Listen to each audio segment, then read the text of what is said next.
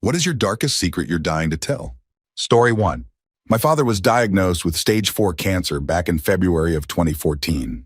Nearly every day while he was sick, I took care of him. I made sure to take him to the hospital for his checkups, his CT scans, his x-rays, bathing him, cleaning him, making him laugh, and holding his hand in mine and his arms around me as he prepared for his final departure from our family. I tried to be the strong one for all of us, encouraging my family that we'd be all right and that he'd be okay no matter what happened. I held him for the last 36 hours of his life while he was in a coma, giving him doses of morphine, anti-saliva medicine to clear his throat so he wouldn't choke, and another medication to relax him on the hour, every hour, just a few drops, just to make sure he was comfortable while he finished his journey. I didn't leave his side because he was a wonderful father to me and never left mine. He told me he wanted to at least make it to see us all around him on Easter Sunday. He passed away in my arms on April 21st. My family thinks I'm doing okay. I still pretend to be the strong one, comforting them when I see them, but they don't know that I'm extremely depressed. Every time I hear a sad song, I break down and sob like a baby. Every time I sleep, I have a dream of him or a nightmare, and I wake up either angry or sweating, or both. I go to therapy and speak with others who have suffered similar losses, but it hasn't helped. I've tried bouncing back, even faking amusement while having drinks with friends, but it's not the same. The vigor I once had for life is gone. Everything feels pale and tastes gray. The thought of never being able to hug him again crushes me. I don't know when I'll recover, but if life is going to be like this the rest of the way through, I'd rather not experience any more of it. Story 2. I saw things while under extreme hallucination-inducing medications after a motorcycle versus deer accident. I am a 30-year-old man. I don't believe in the occult, God, the devil, ghosts, or demons. I can go camping alone in the woods without a weapon and sleep peacefully without fear. I don't scare easily. But the hell I experienced during those hallucinations is something I can't forget, and it's still embedded deep in my mind. The closest I've come to describing it is this. Someone who knew me intimately seemed to use unlimited power to craft an amusement park-like world, designed solely to torment me. Colors, shapes, smells, and words. Everything was created to hurt and terrify me. At just the right moment, when it felt like hope might resurface, more horrifying things would begin. The colors were the most terrifying, along with the calm, cool voice that narrated this awful journey. There were numerous fake wake-ups during this nightmare, and my final, thankfully real, wake-up had me whimpering and shaking with fear. I felt completely helpless, didn't know where I was or why the room was dark, and couldn't move because of broken bones and open wounds. The fear and terror were overwhelming. I don't know why I keep this experience so secret, but it's deeply embarrassing to me. I'm truly ashamed of it all and hope to never go through anything like it again. I know this isn't a typical secret, but it's something I hold close to my chest and rarely share. Story 3. I'm terrified of being alone. I don't consider myself depressed or sad, but I grew up as a first-generation immigrant to Serbian parents who were both born on farms. I was raised to suppress emotions and keep my chin up, basically the throw some dirt on it method. It made me very independent and gave me confidence when facing hard times, but I'm naturally a sensitive person. I have a warm heart and like to express my emotions, but I feel trapped in a family that doesn't allow for that. Every relationship I've ever had ends with me being broken up with for being clingy or too emotionally stable, because I like to talk about things and have someone to be around. These experiences have made me believe that nobody can or will ever love me as much as I love them, and I'll be alone for the rest of my life. I have a great life, and I love my family deeply, but I have nobody to talk to about how I feel.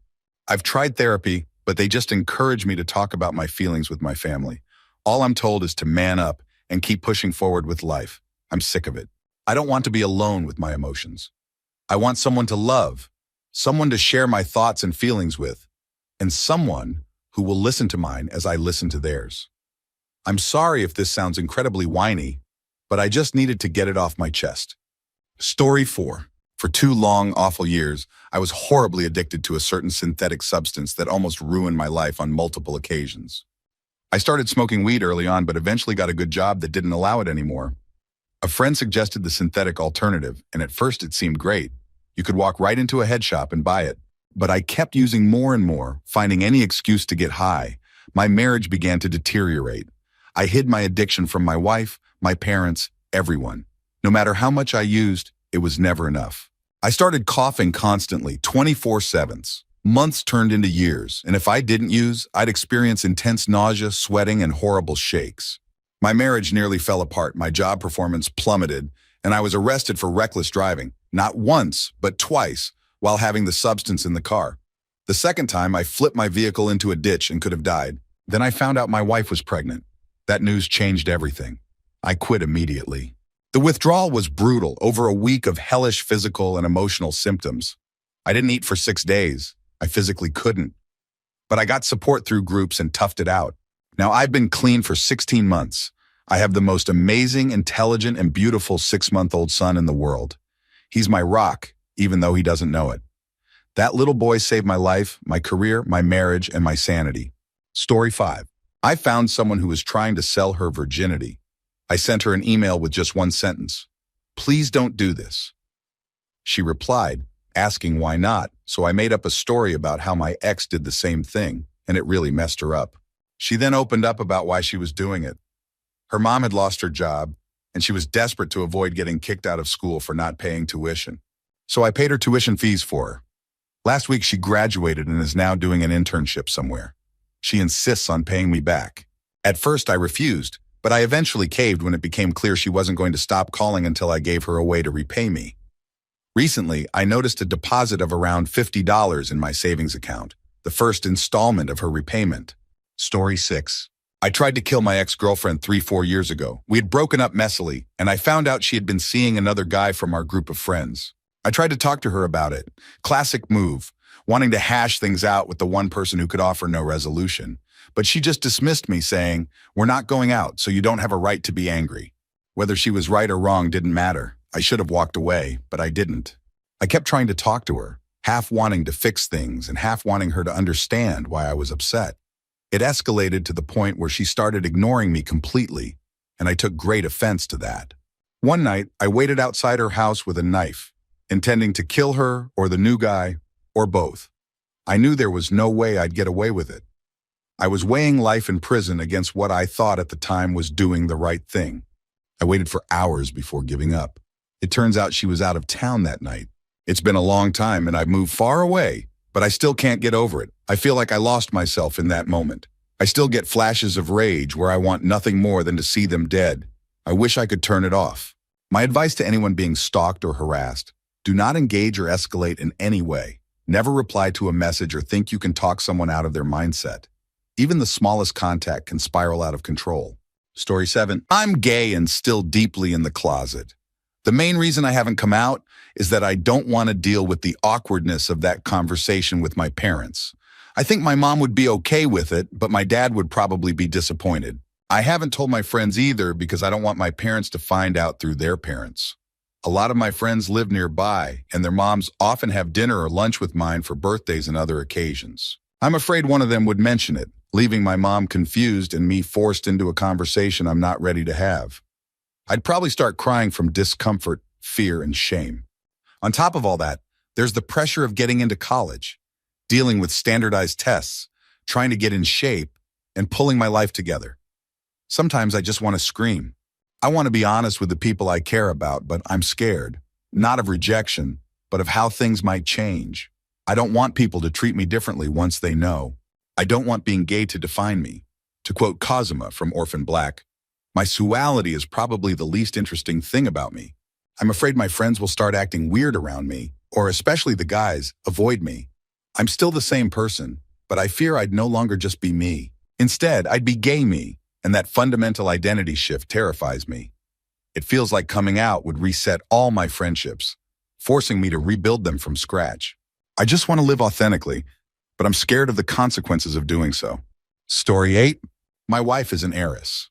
She kept it a secret from me at first, and then one day, after we'd been dating for a while, she casually said, "P.S. I'm rich, and since it looks like we're getting married, you should know. We don't have a prenup." My family knows there's some family money from her late parents, but they have no idea how much. Neither do our friends. We're both in our early 30s, and we could retire right now and still live a very comfortable middle-class life indefinitely. We both work, but we do so flexibly. We're diplomatic and cagey when the topics of money or work come up. We try not to stand out, so we live modestly. A nice but not extravagant house, a good but not flashy car, bought used and paid for in cash. There are some clues like a summer home, but most people don't know the full extent of it. It's been hard for me to adjust, having grown up struggling. The fact that neither of us earned this wealth also makes it uncomfortable. My wife often says she'd give it all back for another day with her parents. We try not to be assholes and make an effort to be generous, but it's still a strange reality to navigate, and that's my secret. Story 9. This isn't a throwaway because it led me to one of my firm beliefs. 22 years ago, I almost walked into my middle school with my mom's Smith & Wesson .357 Magnum revolver, planning to kill some of my bullies and then myself. I had easy access to the weapon, knew how to handle it thanks to my older cousin teaching me the year before, and spent several nights contemplating my actions while looking at the gun. What stopped me? A fight during gym class. I didn't even throw a punch. I just grabbed one of the bullies, threw him to the ground, and walked into the locker room. Nobody messed with me in gym after that. I got in-school suspension for the incident. And since my mom and his grandmother knew each other, he got punished at home, Christmas Story style. Over the course of 7th and 8th grade, I took a few punches from other bullies, but when I stood my ground, they backed off. My firm belief? Bullies target those they perceive as weaker than themselves. If you make them believe otherwise, they'll leave you alone. Story 10. I've always believed, and still do, that I have a lot of potential. I've always been considered the smart one in my family. I learned faster and easier than almost everyone in my grade school classes. However, I've been plagued with physical health problems my entire life. I had a kidney transplant in 2006 when I was 11, but 5 years later, during my sophomore year of high school, the transplanted kidney failed. Because of the health issues that followed, I had to drop out of high school. My grades before that looked terrible because of all the days I missed, but it wasn't a lack of intelligence, just a lack of opportunity. The work I did manage to complete was mostly A's, even though I missed half my classes. Now, almost 3 years after dropping out, I feel like I'm wasting away. I can't get a job because of my physical limitations and lack of experience, even though I've wanted to work since I was 12. I've always seen myself as a provider, and not being able to fulfill that role has been incredibly difficult for me to accept. For the past year or so, I've been looking into teaching myself computer programming and web design development. I've talked about it a lot with family and friends, and I genuinely believe I'd be good at it. I've even spent hours researching resources to learn from, but I haven't taken the first step. Instead, I procrastinate. I spend most of my time playing meaningless games or watching TV shows that don't even entertain me, and it pisses me off. If I'd started this journey a year ago, when I first thought about it, I could have been making money by now, at least more than the nothing I make currently. I just want to get off my ass and do it. Story 11. Hello, I don't even know why I'm writing this, but I've reached the end of my rope. I'm 99% sure that I will commit suicide soon. On the outside, my life seems nice. I'm attractive, funny, have a great group of friends, and I had a decent job until 2 months ago. But in reality, I am a mess, and I don't know how to dig myself out of this hole. I'm drowning in debt. My student loans have been in default for 1.5 years, and my credit score is probably below 200. I have credit card debt, medical debt, and other debts I can't even keep track of. I'm 5 classes short of graduating college, but owe my school $2,600 from 2011 and can't go back until I pay it. My family thinks I graduated because I walked in the ceremony. My school lets students walk if they have 5 or fewer classes left to complete the next term, but I never finished. I was fired from my job in April and lost my health insurance and other benefits. I have no money. My bank account is negative $500. My credit is so bad I can't open a credit card or get a loan.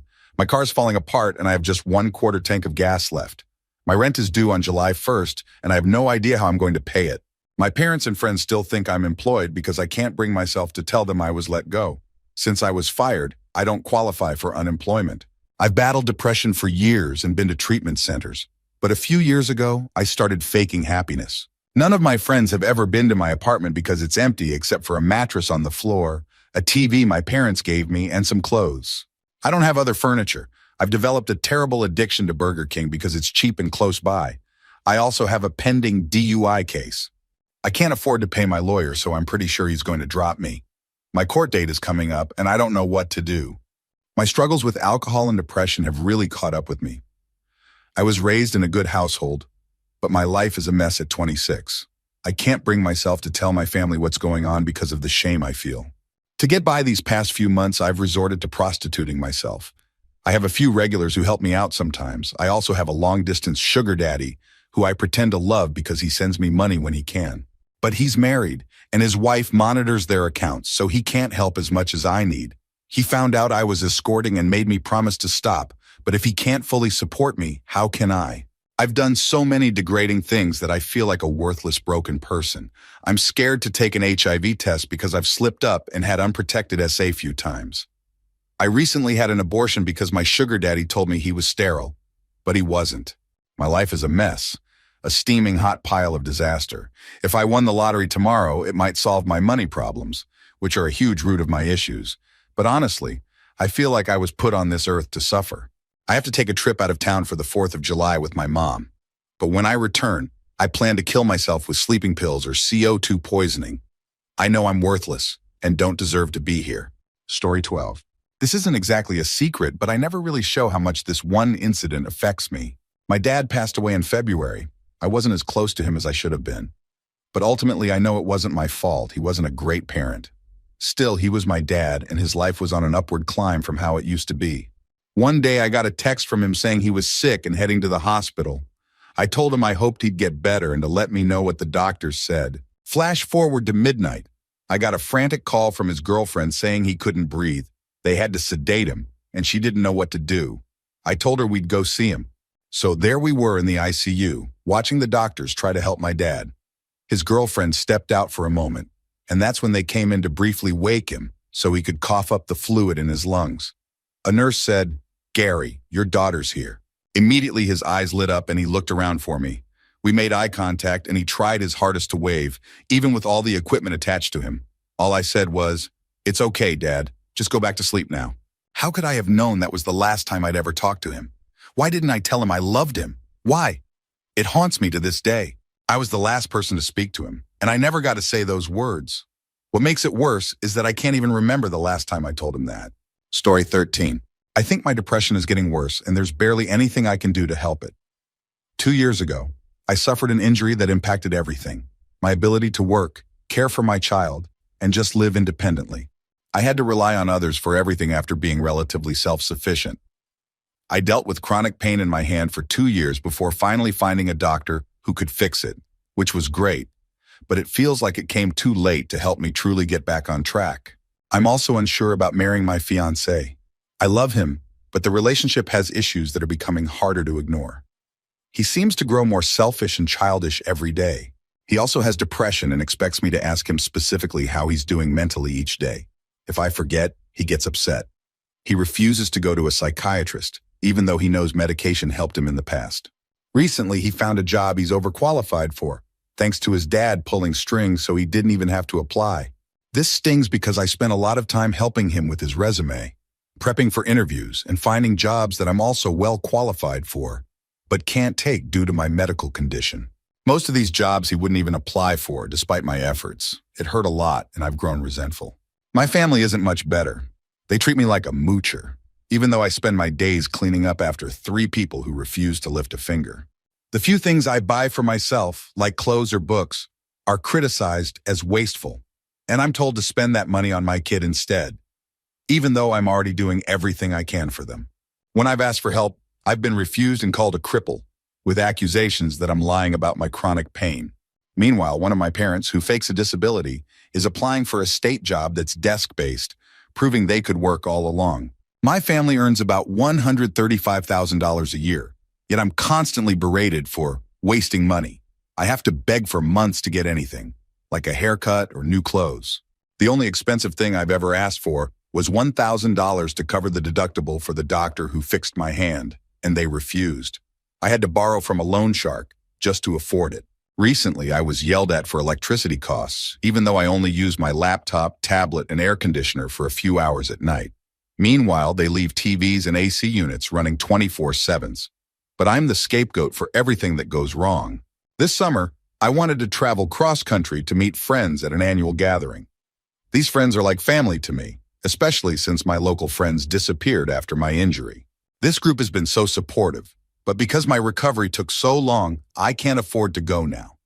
I also wanted to enroll my son in a summer camp, but I couldn't afford that either. My fiancé promised he'd make it happen, but didn't follow through. All of this has made me feel like I don't even want to get better. I desperately want to return to the things I love, but it feels impossible. I've been suicidal for months, but have started thinking about running away and starting over instead. I hope it's just the toxic environment I'm in, but I can't leave. I can't even see a psychiatrist without everyone finding out, and my family doesn't believe in mental illness. Despite working in the medical field, they think depression is made up and tell me to get over it. Story 14. I've never really had stable friendships with anyone until I met my best friend almost 4 years ago. I'm a bi guy, though I'm more attracted to men than women. But when I met her, I told her I was gay. It just made interactions easier, and I had no idea she'd become my best friend. Now that we've been best friends for a while, I still let her believe I'm gay because I'm scared of how she'd react if I came out as bi. I don't know if she'd think I've been hitting on her this whole time, or if she'd start acting differently around me, knowing I could be attracted to women too. The worst part? If we really talked about it, I'd have to tell her that I don't find her attractive at all. Story 15. Recently, my dad passed away rather suddenly. Last year, my mom had a stroke. Thankfully, she has recovered enough to regain mobility and parts of her personality, but it was still a huge blow to our family. For the past few months, I've been managing my mom's daily care, handling her healthcare needs, looking after my younger sister, maintaining a large house that was neglected for years, and dealing with financial issues that my dad left behind when he fell behind after my mom got sick. Outwardly, I've coped with my dad's death better than anyone, so I've become the shoulder for everyone else to lean on. I'm exhausted. My mom sometimes lashes out at me for being patronizing, but there's only so much patience I can muster when trying to help someone who struggles to orient herself to time or tasks. It's painful because we were so close before her illness, and now I find it difficult to connect with her. My younger sister is no help either. Whenever I ask her to pitch in with more than simple tasks, she refuses and retreats to her room for the rest of the day. Both of them seem blissfully or willfully ignorant of the sheer effort it's taking to keep us afloat. My family thinks I'm doing fine. They believe I'm happy, surrounded by friends, and have a bright future ahead of me. I let them think that because I don't want to add to their burden, but the truth is, I'm falling apart inside. I'm terrified of the future. There is a certain satisfaction in taking care of my family, and I've gained confidence in handling tasks on my own, but it's soul-numbingly exhausting. Selfishly, I dream of walking away from all this responsibility. I want to finish my degree this year, both because I want to escape and because my parents always stressed the importance of education. But I don't think my mom can stay at home alone in her condition. I had dreams of a career that required a master's degree, but now I don't even know if I can finish my bachelor's. It feels pointless to try when my peers already have long resumes, and my sparse application can't compete in such a competitive field. On top of that, I've lost touch with all my friends and ruined new relationships over the past year. These events have changed me, and I can't seem to relax or focus on anyone long enough to have a meaningful conversation. I fear this will never change. I believe I'll end up taking care of my mom for the rest of her life. And once she's gone, I'll be left alone without a purpose. This responsibility has consumed me, and I'm scared it always will. Story 16. I'm almost 35 and have never had a girlfriend. I've never been able to start or maintain any kind of relationship for as long as I can remember. I'm starting to feel like it's inevitable that it will stay this way for the rest of my life. At work, I think most people consider me strange or maladjusted. It's been the same everywhere I've worked. I live in a weekly hotel because I'm afraid of signing leases or committing to looking for apartments. Despite this, I've managed to save over $300,000 through slow accumulation and some very lucky investments. Someday, I might inherit anywhere from nothing to multiple times that amount.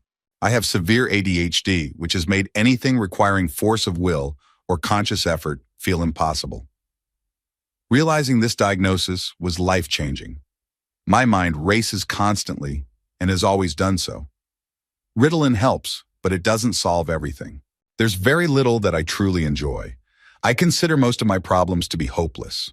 If I were an outsider listening to someone share these things, I'd probably feel baffled and frustrated. That's also the reaction I get when I hint at any of it to others. If this all sounds crazy, maybe it is, but it's the reality I live with every single day, even if no one knows it. Story 17. My fiance never wanted to be with me. I know it. He knows it, but we just don't admit it. I was his second choice after my best friend at the time rejected his advances. Even during our first year of dating, he was still sniffing around her. She told me what he was trying to do, and she was angry that I stayed with him. I tried to break up with him, but he sobbed and threw things. I stayed. He kept emailing his exes, and they let me know. Each time I confronted him, he cried, and I forgave him. Anytime I packed a bag to leave, he begged me to stay, and I always gave in. Years later, he created a fake Facebook profile to chat with a young girl. He told her beautiful things he never said to me. He wrote her poems and called her beautiful. It broke me. I confronted him and said I was done, but again he cried and threw things. And once again, I forgave him. We've been together for almost 15 years now. He doesn't know how deeply his actions have hurt me. I hate myself. I feel ugly and worthless. We're supposed to get married this November. My dark secret? I won't be there for our wedding. Story 18. When I was younger, I molested my sister. She has since become an exceptionally angry person with strained and estranged relationships with both our parents and most of the family from our hometown. Her outlook on life is terribly negative. I have zero contact with her and don't even know where to begin. My family has never confronted me about it, and it's never been addressed by anyone involved. However, I know it affected her because I once found journals where she wrote about it, journals that have since been destroyed. I've never spoken to her about it, and she lives several thousand miles away. I'm not the only person she blames for her struggles, but I'm certain I'm one of the top reasons. I've always feared that if I ever achieve any measure of success in my life, she'll reveal this skeleton and tear everything down. While she's gone to college, earned degrees, and built a life on her own, I've accomplished almost nothing out of a mix of fear and self-loathing. I've never told my family because I'm terrified of the repercussions.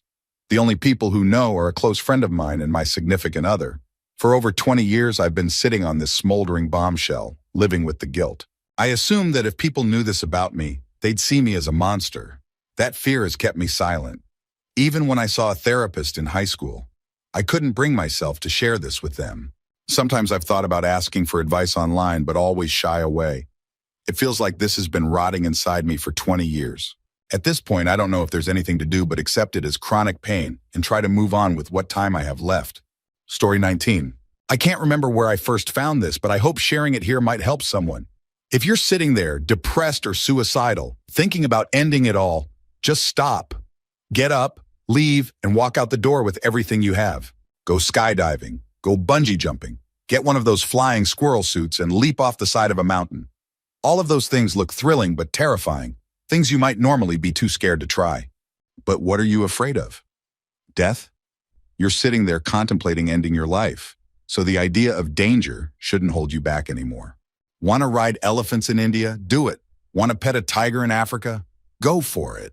Hell, try saddling that tiger and ride it into the sunset if you want.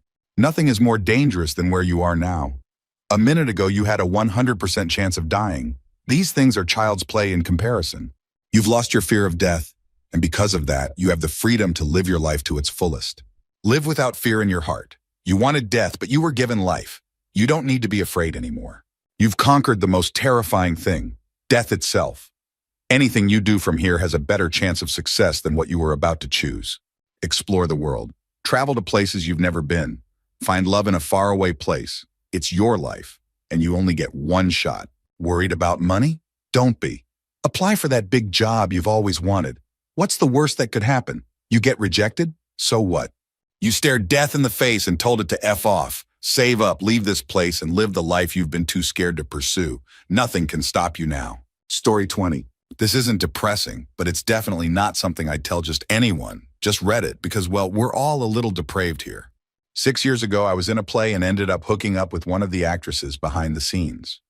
One day after rehearsal, we started flirting, and before I knew it, we were spending extra time together after rehearsals, if you know what I mean.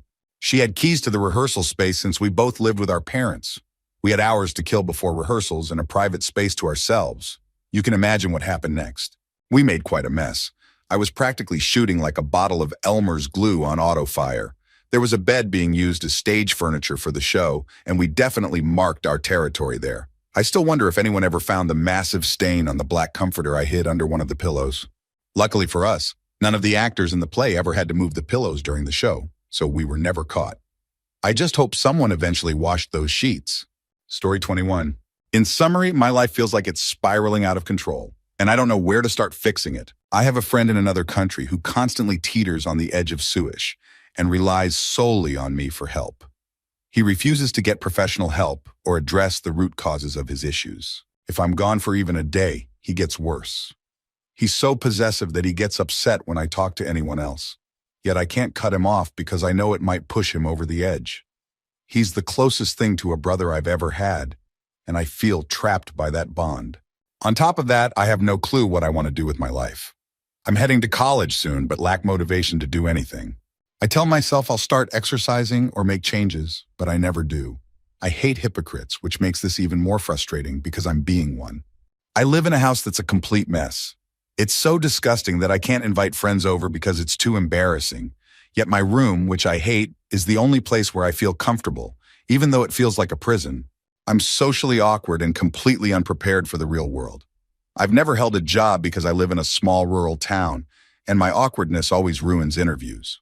My parents are either too busy or absent, so I've had to figure out basic life skills on my own, like shaving and hygiene. Driving makes me incredibly anxious, and I refuse to use highways because I don't know how to navigate them confidently. As if that weren't enough, unrequited love is eating me alive. I fell for a girl about a year ago who could do way better than me. We were friends, but now she barely talks to me, and the distance between us grows every day. Even if something did happen between us, it wouldn't work. She's in college far away, and I don't want to drag her down. Still, I can't stop thinking about her. I've tried to let go, but I can't. She's always on my mind, and it's emotionally exhausting.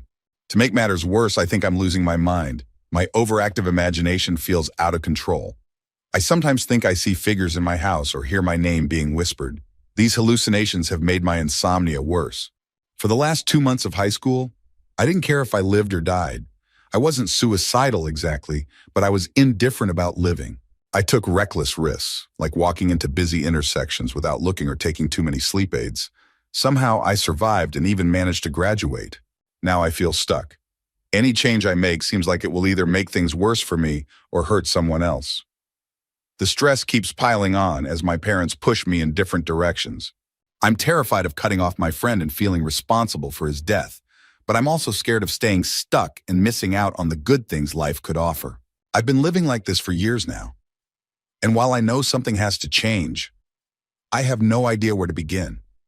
It feels like everything is going to hell, and I'm weirdly at peace with that, except for the occasional gnawing sense of impending doom for when it all finally blows up.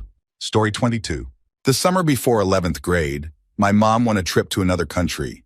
My sister stayed with my grandparents, and I stayed with my best friend Chris and his mom. Chris had to spend 3 weeks with his dad near the end of summer. I was given the choice to stay with my grandparents or remain at Chris's house. I chose to stay at Chris's because he had a go-kart, and his neighborhood was more fun.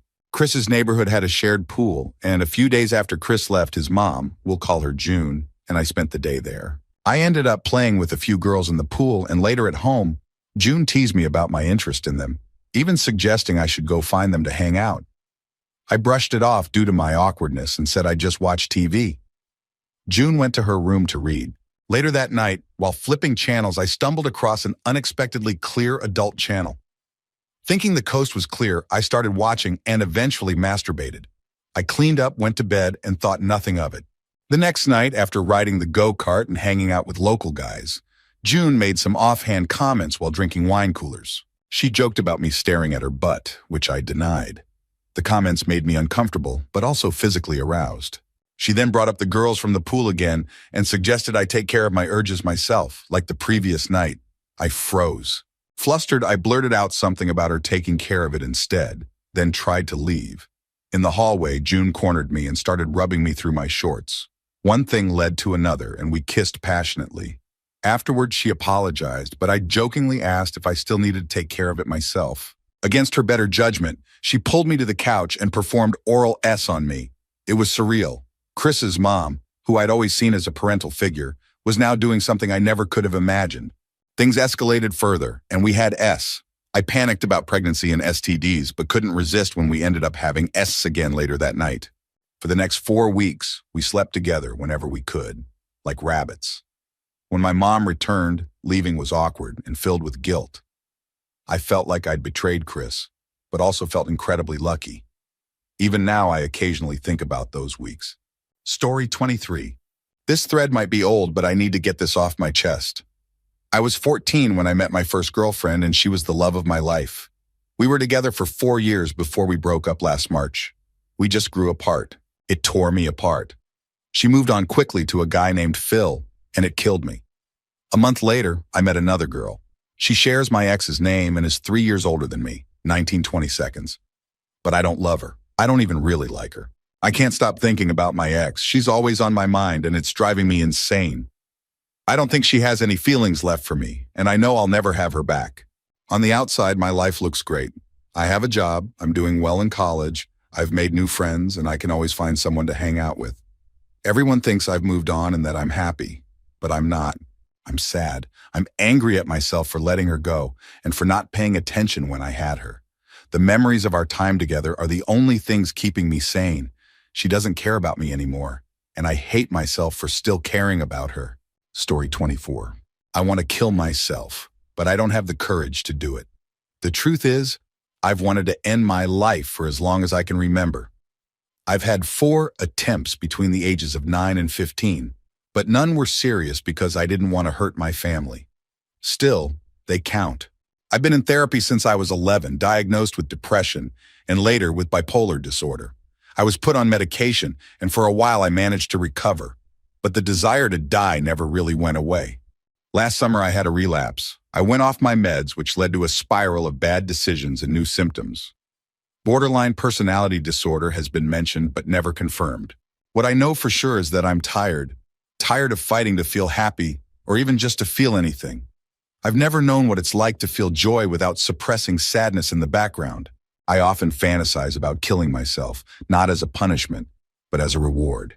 After years of misery, I feel like I deserve peace, but I know I'll never actually do it. I can't hurt my parents, my sister, or the few loyal friends I have. So I keep going. I smile, act like everything's fine, and pretend to be happy for the people who care about me. But inside, I'm a hollow shell, just waiting for life to end naturally. That's my secret. I'll keep acting for everyone else because I owe them that much. Story 25. I don't like my dad. I'm not even honestly sure I could say I love him. He always acted like doing things for me was a chore. He'd get annoyed when my mom would take me to do things I wanted to do. He beat my dog when I was little. I thought he hated me until I was about 11, at which time he kind of transitioned into irritated indifference, if that could be a thing. He was rude to my friends, ignored them when they introduced themselves, said mean things about them when they left. I couldn't honestly call him abusive, but it was clear he didn't like me. I get along with him because we don't argue or talk about things in my family, and he stopped acting like I was a drag on his life once I graduated college. But I don't feel like I would suffer if I never had to see him again. I don't have many memories of him where he's not being sullen around me. He wasn't fun, he didn't like to play, he makes a point of not having friends. I just don't fing like the guy, and I should probably feel bad, but I don't. Story 26. I know I'm extremely late to the party and this won't really be seen, but I might as well get this out. I hate my father. Every day I put up a facade of affection for him, but I have to fight the urge not to cringe every time he hugs me or pats my back. As far as I know, he has no idea of my true feelings. Ever since I was young, he would get into arguments with my mom, which is unfortunately somewhat normal for married couples. But these arguments were always about completely inane reasons, and they would always end with him blaming my mom. He physically abused her a few times when I was younger. Once it was so bad that my mom and I had to leave for a battered women's shelter for a few weeks. Recently he had another violent outburst and hit my mom again. He verbally abuses her often, swearing at her, calling her names, and once made very rude comments about her weight, implying that all she does is sit around and eat junk food and is good for nothing. Which is bullsh. She's one of the most active women I know and does every household task imaginable. These fights almost always start because my father is having a bad day. If work was stressful, he takes it out on my mom. If a coworker annoyed him, he takes it out on my mom. Absolutely nothing is her fault, and yet she bears the brunt of his anger. The worst part is that I don't do anything to stop it. I can obviously hear them arguing, but I can never work up the nerve to tell him to stop pinning his issues on her. I'm not afraid of him. He gets verbally aggressive with me sometimes, and I handle it fine. But when I hear him going at my mom, I freeze up. Many days at home, and especially when we're in public, he acts like a completely different person. He's a nice man on the surface. I've talked to a few people about what he's really like, but I don't think they believe me because they can't imagine him being filled with the kind of rage I describe. He's been very involved in things like the PTA, or marching band parents when I was in high school, and he's an active churchgoer alongside the rest of my family. There are only a few people besides my mom and me who've seen what he's really like, and even they haven't seen the half of it. I strongly suspect, as does my mom, that he may have some sort of bipolar disorder, but any mention of it sets him off into another rage. There's no reasoning with him, and no one else seems to believe it. Anyway, I know this is long-winded and doesn't need to be, but I've been trying to find a way to get this out. I absolutely love my mom, and after years of seeing her abused by my father, I've grown to hate him. I haven't enjoyed a moment with him in years. I know my reason for hating him might not seem as strong as some others, but it doesn't change how I feel. Story 27. I am engaged to a beautiful woman whom I love dearly, and I am absolutely terrified. Combined, we have 5 children, 2 girls and 3 boys ranging in age from 6 years to 5 months. I am a constant source of support and optimism for her, but I feel like I'm being completely crushed by responsibility. I'm looking for a job, but can't get one because the only person we can afford as a babysitter is her mother. Her mother uses this fact to extort us into doing whatever she wants because we have no other options. She spontaneously decides not to watch the youngest. The others are school age. I'm attending college full-time in the fall because the VA is paying for it, and if I quit, they'll take away my veterans' compensation, leaving us completely dead in the water. To make things worse, we know her mother talks badly about us, saying things like, "I will never be a part of their family." And they don't have to listen to me because I'm not their father. Because of this, the 2 boys are insolent, unresponsive to discipline, and basically ignore me as a parental figure. Their father is an extremely jealous drug addict with friends in high places, and they conspire against us at every turn, making our lives a living hell. He once kept them away from their mother for almost 3 weeks. I love my fiancé and our children with all my heart and want the best for them, but I don't know how much more I can handle. I've seen and done a lot in my life that has steeled me against drama and hardship, but even I have a limit. What happens if I snap and go off on everyone, causing this extreme level of difficulty? I can't afford to marry her yet because I can't get a job. Her mother has forced her to stay home from work so many times that if she misses one more day, she'll lose her job. If that happens, her income and the boys' income will drop to 0. My compensation helps keep us afloat, but it's not enough. I can't leave them like that.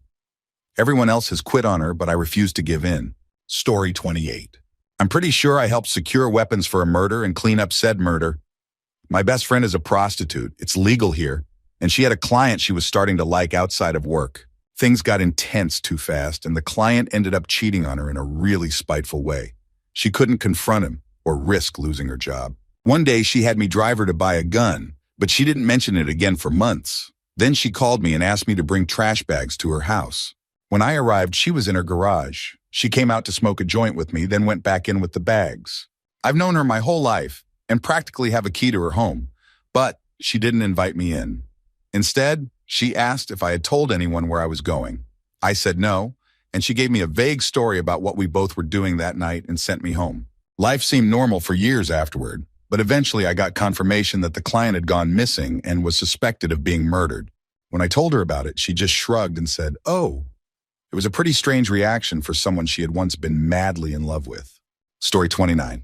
I'm not nearly as strong as I present myself to be or as the rest of the world thinks I am. Last night, I pushed my ex-fiancée to leave, even though I desperately want her back, because I knew it wouldn't be good for her to be with me. We had reconnected and been talking again for a couple of weeks, but she decided she couldn't do it anymore. It was too painful and confusing for her and wasn't fair to the guy she's currently dating. I talked her through it and slowly helped her realize she needed to move on with her life as she saw fit, which didn't include me. Then I drank myself stupid and wondered how traumatizing it would be for my roommates to come home and find me hanging in the garage. I decided it would hurt them too much, so I drank until I passed out. Since then, I've been going on numb. The world can never know how I actually feel because my family and friends have always needed me to be strong for them when they couldn't be strong for themselves. So I bury it and hope that one day I'll forget it ever happened, or maybe get hit by a car or something. We'll see how my grand plan turns out. Story 30. Although I am not even old enough to drive, I have been dealing with what I assume to be depression and drug addiction since around 5th grade. Raised Catholic and attending Catholic school until 6th grade, I was taught to sit down and shut up. I'm not an atheist or agnostic or Buddhist. I don't quite know what I believe. Class clowns were ridiculed and labeled as idiots who would never amount to anything. I was the class clown and obese my entire life, which only added to my struggles. In 5th grade, I found a pack of cigarettes in a drawer at home. Neither of my parents smoked, so I assume it was my uncle's, a chain smoker. I smoked one, then another, and eventually the entire pack. I loved the feeling and the idea of being in an altered state of mind. I've always been curious about surrealism and feeling different, or seeing things that aren't there. I didn't smoke again until high school, but in 7th grade, I stole my sister's prescribed Adderall. I took 2 pills and felt calm yet wired at the same time. I craved this feeling and preferred it to sobriety. That summer, I took around 20 Adderall pills and continued taking them whenever my sister had a refill. In high school, I tried weed for the first time. It was okay, but I wanted more. I tried shrooms and acid, and while I enjoyed them, I saw hallucinogens as more of an occasional escape than a constant need. That's when I discovered opiates. While I've managed to avoid hero, I've taken countless other opiates. During freshman and sophomore year, I took around 300 oxycodone pills, 100 Vicodin, 30 morphine pills, and endless amounts of codeine. It stopped being recreational and became a desperate cry for anything other than sobriety. This dependency stems from multiple suicide attempts in 7th grade due to bullying after I moved schools, mostly about my obesity. I saw a therapist and a doctor who diagnosed me with OCD, bipolar disorder, and clinical depression. What's frustrating is that I have a great life and wonderful people around me. I'm so lucky to live the life I do, but I hate it and I hate myself. I hate the constant apathy and neutrality. I live a life of painful indifference that's slowly killing my social life. I used to be an outgoing extrovert who loved being around people, but since I started doing drugs, I've become a mute introvert who just wants time to pass so I can die. Every attempt to get clean ends in a binge, sometimes leading to an overdose. I'm not even old enough to drive, yet I already feel like a burnout. Story 31. I'm a sociopath, and the only person who knows just how far off the reservation I am is someone I met recently who is just like me. I'm extremely high-functioning and can hide it easily now, but only after years of observing normal people and developing my facade. Since elementary school, I've tailored my personality traits to charm those around me. I've excelled at work because I adjust myself to fit each manager. Everyone thinks I'm a compassionate people person who takes care of her friends and is deeply empathetic. People come to me with their relationship or personal problems because I seem so kind and understanding. But the truth is, I'm cold, calculating, intelligent, unempathetic, and ruthless. Inside, I can't stand people because they're emotional, irrational idiots who don't think through their decisions. I spend so much time planning every move and emotion that regular people seem dull and slow in comparison. After internal evaluation, I've realized that I possess the ability to kill without batting an eyelash. The only thing stopping me is my rationality. The need to kill someone hasn't outweighed my desire to avoid jail. This isn't a confession, just a statement of the lack of emotional attachments I have. Story 32. Throwaway account, made for this purpose. This is a bit of a weird one, but here we go. I'm a 24-year-old guy, and since I was about 15 or 16, I've prostituted myself to men I've met online. It started with campsites and eventually moved to meeting men in person to receive oral S, which they paid for. It's hard to explain, but I consider myself straight. I'm not attracted to men at all and need to watch straight porn to maintain an erection. During these encounters, I stay solely focused on the straight porn. It's not something I'm proud of and definitely not a career path. I work full-time alongside doing this, which keeps me very busy. The money makes it hard to stop. I can earn more in an hour doing this than in 2 or 3 full days of regular work. I've also met with couples where the husband wants me to sleep with the wife. I've never understood why anyone would want that, but to each their own. In some ways, I've been lucky. I've had opportunities like a paid trip to Portugal to fulfill this kind of request, and it was an amazing place. Unfortunately, this has made it incredibly difficult for me to have a relationship. I want a girlfriend, and there's no way I'd continue this while in a relationship. I don't believe in cheating at all, but I have no self-esteem or confidence around women. I feel like no one would want or love me, especially if they found out about this part of my life. Story 33. I'm not sure if I'm too late, but this seems like the perfect place to get this out. My girlfriend's dad's parents play blatant favorites in their family. They treat their daughter's family like gods and act as if my girlfriend's family doesn't matter or isn't as good as their cousins. They even say things like this at family functions. My girlfriend is incredibly kind and mature about it. She just rises above it. But every time I see this happen, I get enraged. A couple of weeks ago, my girlfriend's grandfather had a stroke. She and her family have been extremely upset about it. My girlfriend has been paying her grandmother's bills and taking care of her house while she stayed at the hospital. I haven't told anyone, but I was happy this happened. I don't think I want him to die. He's now in a rehab facility and improving every day. But I hope this would be a wake-up call that would change how they treat my girlfriend's family. Instead, it's only gotten worse. Now my girlfriend is being accused of not caring about her grandfather because she hasn't been visiting as often as other people. It makes me furious. She puts herself through college with no financial help from her family, working as a camp counselor in the summer to save up so she can afford to live at school. I don't see how anyone could accuse her of not loving or caring for her grandfather when she's been taking care of his finances for 6 weeks. Story 34. I'm not a social person and I've never been. I like people sometimes, but I don't like how much effort it takes to be friendly. That's why I haven't kept any of my old friends around and don't make new ones. It's been many years since I've had a close friend, and I don't mind it this way. Whenever I think about getting a social life, I instantly lose interest and even feel revolted by the idea.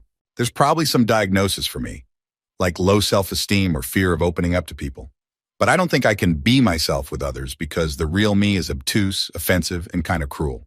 So I've decided not to have friends, get married, or have kids. Instead, I plan to dedicate my life to my hobby of hiking and camping. I may not be the ideal person, but I've realized that I don't have to be. All that social advice people give is just that, advice, not a requirement. We all die eventually, and I don't want to waste my time struggling to be something. I'd rather embrace who I am and do what I want. Basically, I'm going against the common advice to get help, or the idea that this way of feeling is bad for me. Story 35. I worked a job a long time ago that involved dealing with customers every day. I was pretty good at it, earning a nice reputation with my bosses, co-workers, and most of our regulars. I stayed there for about 7 years. The pay was terrible, but I was comfortable because I knew the job inside and out. We had one customer, an old lady, who always asked for things outside of our usual service, like bringing orders to her home or car. We didn't mind helping her because she came in a lot, and we thought we were just helping our fellow man. But she had a way of pissing people off with unnecessary criticism and comments. She even went off on my boss a few times, telling him he didn't know anything about running the business that had been in his family for years. When the owner retired, the company was sold to a new group. The new bosses were okay at first, but gradually made changes that alienated our customer base. We lost many loyal regulars, which was tough because I enjoyed seeing them. One day, the old lady came in and a new employee, a 16-year-old girl, waited on her. The girl had an immune-suppressing disease that thinned her hair, so she wore scarves to maintain her confidence. The old lady didn't like the scarf and started berating her, calling her unprofessional, and saying she looked like a streetwalker. The tirade lasted 5 minutes, even after the transaction was complete, and the girl ran into the back room in tears. I snapped. I stepped up to the lady, someone I'd helped countless times, and told her to go of herself until she died. I said it in front of customers and coworkers, all of whom looked shocked. I walked outside to cool off, and the lady left in a huff. When I came back 15 minutes later, I called headquarters to explain the situation. They contacted the lady, who played the victim, and demanded unreasonable things like free products for life. They refused, but I voluntarily resigned to ease the situation. This might not seem deep or dark, but it would surprise my friends and family who think I quit to take a better job. I'm known for being laid back and happy, but that day I stared into the abyss. I've never spoken with that much hate and anger since. Story 36. My dad walked out 9 years ago. For 3 years, I was the only thing holding my mom together. Then it was my turn to go to a dark place. I tried to kill myself, but without thinking about it, I called my best friend at the time. They called my sister, who then called an ambulance. I spent the entire day in the hospital under Suik's watch. At the time, my mom was out with my aunt and heard the news from my sister. The next day, my GP put me on antidepressants. I was on them for 3 months, but I generally got worse. To cut this short, I saw a puppy that caught my attention, and my mom bought him for me. I went cold turkey off my tablets. 6 years later, both my mom and my dog are my life. I easily get upset when my dog gets hurt or sick, and my imagination goes to dark places if I haven't heard from my mom for a few hours. Last year, I lost my job through no fault of my own. It's been 12 months, and I'm still looking. My new GP has put me back on antidepressants. 6 years ago, I started cutting myself. 6 years later, I thought I was over that, but the thoughts have been returning lately, and I haven't told anyone. I've been avoiding my GP for about a month now because of this. Story 37. Before 10th grade, my life was shh. I had very few friends and barely anything going well for me. I was alive, but I never felt happy. I wasn't depressed or questioning the meaning of life. I just didn't enjoy being the kid everyone constantly picked on. I dealt with so much I didn't need to. People calling me a stick. I am 120 pounds, 5'8", 20 years old now. Calling me anorexic, and basically using me as a punching bag. Mostly it was emotional and social, but sometimes physical. In 10th grade, I felt like giving up on life, just ending it all. Then she came, a girl, someone who actually made me feel human. I fell in love with her, but realized after a few months that we'd never be together. Our personalities meshed, but she wasn't the one for me. So I told myself that if I couldn't be with her, I'd be the best damn friend she'd ever had. Over the next few years, I gained confidence. I didn't bulk up, but I learned to take the punches better and seemed to care more, even when I was just hiding it. She was the one I could confide in about everything, even sob in her arms when needed. She became the sister I never had, but always needed. When her 18th birthday was coming up, I wanted to pay her back somehow. She had done so much for me, and I felt like she deserved a reward. After talking with her parents, I found out she needed a new iPod. They agreed to help fund part of the purchase, along with some of her other friends. But they didn't come through, and I ended up paying for about 75% of the iPod. Not that I'm complaining. Because of this, I got to select the quote to be engraved on the back. I could have picked anything, something silly or serious, but I chose this. God couldn't make me your friend, so instead he made me your brother. She teared up when she read it and looked between her brother and me, who were standing next to each other. She later told me she didn't know who came up with the quote, but assumed it was me. We hugged and sat in peace for a while. I love her like a sister, and I'm so glad she came into my life. I wouldn't be here without her. If she ever reads this, thank you. Thank you for everything you've done. I know I'm a mess a lot, but I'm so glad you can patch me up when needed. Story 38? Not a throwaway because this isn't too bad for me. Just makes me cringe a little at how embarrassing it is. When I was 4 or 5 years old, I used to hang out with the 8-year-old kid across the street. My mom didn't mind because his parents were kind of family friends. One day he asked me if I wanted to see his dad's collection in the shed out back. Of course I said yeah, thinking it was something cool like Pokemon cards. But the kid pulls out a stack of Playboys. 4 or 5-year-old me was thrilled. I got to see whatever these mysterious fun bags were and those weird slits where my pee-pee is. I kept going over there for about a week or two just to look at the magazines with my new best bro. Then my mom had a doctor's appointment scheduled. We went to the office and were sitting in the waiting room with lots of other kids and parents. It was a busy day at the pediatrician's. I picked up the nearest highlights magazine and looked at the rest of the stack of magazines. 4 or 5-year-old me was upset, so I decided to speak my frustration out loud. "Aw, man, this isn't Playboy." My mom turned red with embarrassment and anger. I've never seen her that mad. After that, I wasn't allowed to hang out with bro kid anymore.